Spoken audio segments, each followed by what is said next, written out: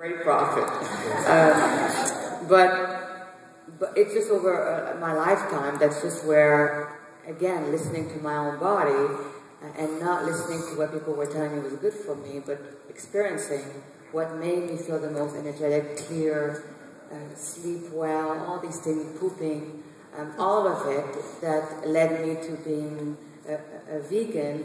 But because it's not an intellectual process, because I'm not stuck in, I must eat that, I don't identify myself, like I don't say I'm a vegetarian, I'm a vegan. I don't even say that. I don't even talk about it. It's just what feels right to me. So I don't have an identification to it. Therefore, it's not part of my self-esteem. I'm fantastic because I'm vegan. It's just the way it feels, and it feels good. So it's not about what I eat, but the quality, the purity, the wholesomeness of what I eat and how it makes me feel. And the way doesn't bother me because it's a healthy way. And there's no antibiotics and, you know, all these things, happy cow, all that. And then when I ingested it, it felt good. So why wouldn't I eat it? That's my question, why wouldn't I? If it didn't feel good, I wouldn't eat it. But it would not be because I'm a vegan, because that's irrelevant in my head. It just, when people look at how I eat, they call it, I'm a vegan. But it's just what my body feels good eating that way. I know people that definitely do great with a piece of steak a week, or I wouldn't take it away from them. They look great, it feels great to them, and I can tell that their body likes it. So why not have it? It comes back to, please learn to go inward and feel what is right for you, not what people are telling you is right for you.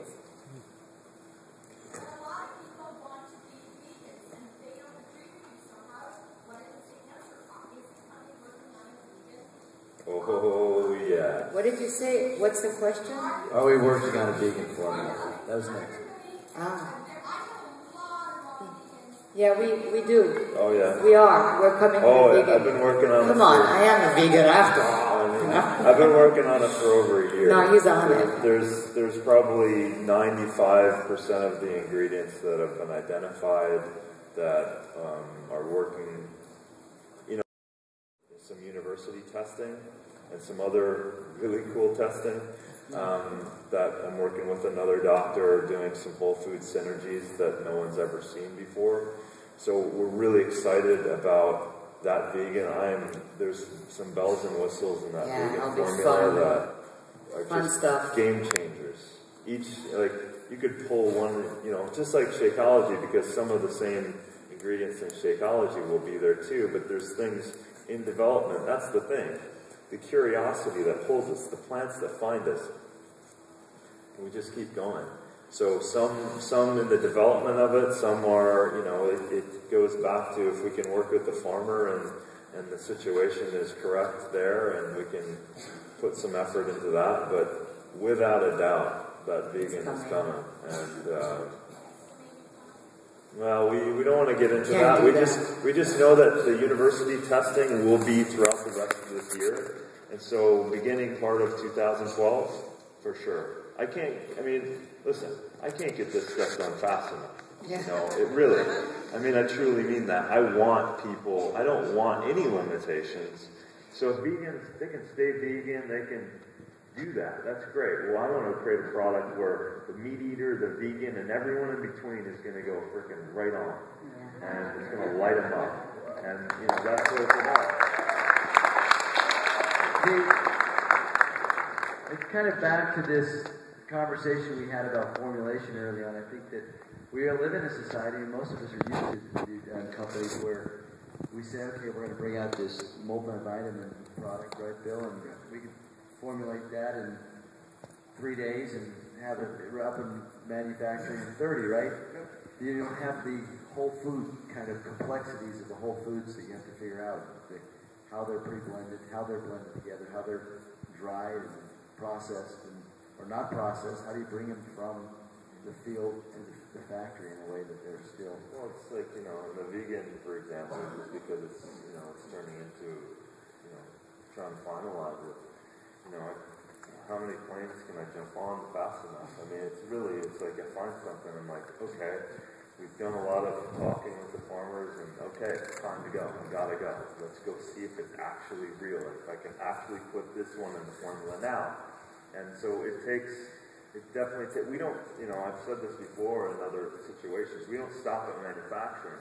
We could go to brokers all throughout the United States. We could go to manufacturers all throughout the United States, and they could find some of the exotic ingredients. Okay? They could. But we have no idea what they are. The quality sucks. And we don't get any innovation. So that's what the developing of a new product, that's why you guys got Shakeology, but it was 2 years of formulating before that even happened. But we're able to go all the way to those farmers, thank God, and support people in such a great way. And really know, because I would challenge all the vegan supplements out there, because I've worked with a lot of them, and there's a certain point that I was massaged by a lot of them to try to get as connected. People are, it's a bigger world, smaller world really, and people are getting out there, but there's a certain point where people are stopping. So we're really doing some very broad work, but we're really going inward, we're not going outward. And what I mean by that is we're going into our relationships, and we're not going to the other guy next door and go, we got a better price over here, and it happens over there. No, we're going directly to our farmer, and we're working there. So, we really are building a community. We really are helping each other from the very beginning of a product to you. It really is a family, and it's exciting. Yeah, and you're enhancing that. You're part of that. Without you, we couldn't do this. Yeah, exactly. It's great. And those little farmers, when they see those little Shakeology bags, on one level they have no idea what the hell that is, but they at least see an end product that turn that thing over and point to that maca that you call that sashimi, that barley grass. Making that connection, just like you guys get the great benefit of this massive production. That video that's out there and the pictures and all that stuff, that's amazing. You guys get to get into that world. They don't get to. So it's really fun to kind of work that backwards so that they feel connected to the product, just like you guys are starting to feel connected to the product. So, Darin, as I'm watching these slides, I'm thinking, no wonder why it's taking so long. You're actually harvesting all the coconut flour. You're drying it yourself. It feels good, too. You are amazing. Can you talk a little about, there's some questions about the processing, and how can these be whole foods and be in powder form? How do you dry them? Do you heat them? How do you get these whole foods from the ground into the bag in a way that they still are? Yeah, it's a great question, a fun question, really, and a very complex answer. But let's just take a few ingredients, right? So, maca, for example. Maca is like a wine. Maca, you can harvest it, you can let it, not directly sun, but let it air dry and put a tarp over it and you let it dry. And that bulb, that maca bulb, can mature. And those phytochemicals and nutrients can actually mature and get stronger. That's particular to the maca. You can store that thing in the maca state, or in the bulb state, for years. And it matures and becomes different not different, but the constituents kind of have different strengths that happen, just like a wine. Yeah, there's like a blue maca, brown maca. Yeah, and black maca and things like that. So that's maca, and then you pulverize it and you air dry it. Nothing goes above 115 degrees or 40 degrees Celsius. And then you take something like barley grass juice, powder, or something like that. This thing, the sprouting thing, I think people have a lot of questions on that, where the difference between, people freak out about wheat oat, all that stuff. But anything in nature, when it sprouts, it's a completely different biochemical process, by the way. And so naturally, a nut or a seed has enzymes that protect it from from the environment. So like squirrels and birds and things like that won't eat it until the first rains hit or moisture hits it, and then the enzymatic process and the germination happens. So that's what gives it the chance to sprout. So when it sprouts, those endosperms have now changed, and therefore it is not wheat as you've been told. It is a plant now that doesn't have those tolerances that.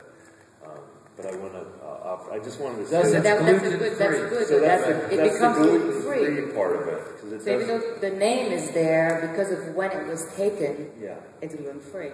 Does that make sense? Does that make sense? Okay, good. And what else was that? You were talking about barley grass and how the process of that. So, this is a cool process. So again, every ingredient, every food has a completely different drying process. Drying process comes down to, here's a couple of nuggets that I thought about and I shared earlier. A couple of nuggets with drying. When you have water, and you have water in every plant, a lot. Camus has. It's my nanny. She's upstairs with the kids. Sorry, I'm so sorry. Actually, it's Carl. Aren't you done yet? I'm still on stage, honey. Hi, he says. Do you want me to call you back when I'm done? Okay, I love That's okay, just put him on speakerphone. Okay. He's just checking in. So the drying part, here's a couple nuggets that you can play with. It comes down to water. Water is the synergist of the plant. It's the alchemist. It's the transporter. It's the binder. So when you have water in something, I've just been thinking about Camus a lot. So Camus has got, in its pulp form, has 97% water, right? So if you can target that water and dehydrate it, you suspend nutrients. So it's about that water in unique ways that food has the water in it.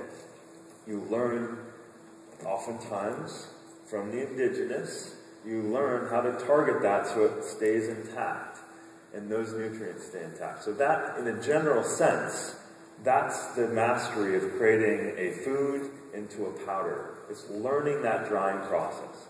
So again, like I shared with the maca has its own little thing. So like the barley grass, wheatgrass, oatgrass, there's a time that we grow that grass and when it's then harvested.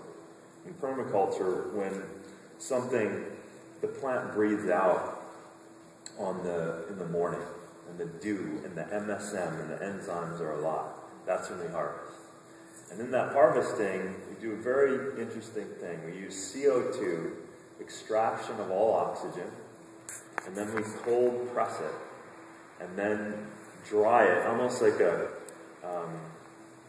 ionic dryer that shoots it in micron sizes and comes down and completely cold and enzymatically alive and nutrient dense. So in the exclusion of oxygen, you don't have oxygenation. Okay? So that is very unique to grasses. So for the grasses, it's a completely different thing. Then you have cacao. Entirely different. All right, don't go into that because there's not much time. Okay. So again, each one is